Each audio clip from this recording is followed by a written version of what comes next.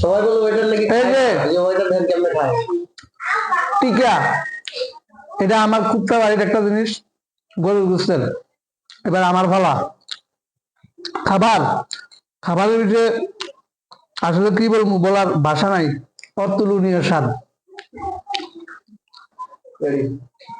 না না, এই যে গরুর গোস, গরুর গোস, সাথে নতুন আলু, ওফ, বাচ্চা গরুর গোস, আসলে খেতে অনেক মজা। বাচ্চা গরু আর নতুন আলুর কথা, এটা তো বলাই যায় না। আমাদের সরকার বলছে বেশি করে আলু খাও, ভাতের উপর চাপ কমাও, তাই আমি আলুর উপরে জাফাই পড়ছি।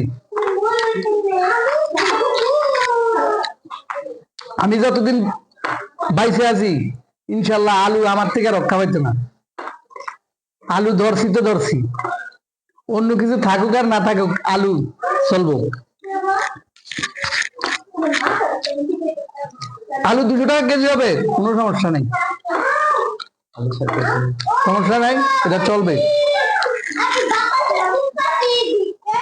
আর এটা তো দেখাচ্ছি, এটা টিকা, এটা স্বাদ অতুলনীয়। আর এই যে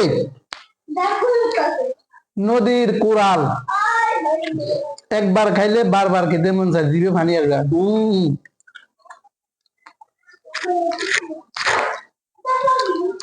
নদীর কোরাল খেতে হলে ওই যে পটেটোতে অ্যাড দেয়, একা একা খেতে চাও দরজা বন্ধ করে খাও।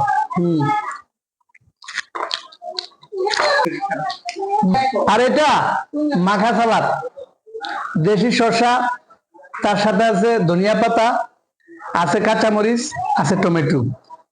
এটা স্বাদ যে না খায় সে বোঝে না, অতুলনীয়। আর এই যেটা, এটা হলো আস্তা সালাদ, এই যে কাঁচামরিচ, দেশি টমেটো, দেশি বিচি ছাড়া শসা, বিচি নেই, একবারে বিচি ছাড়া। ওকে।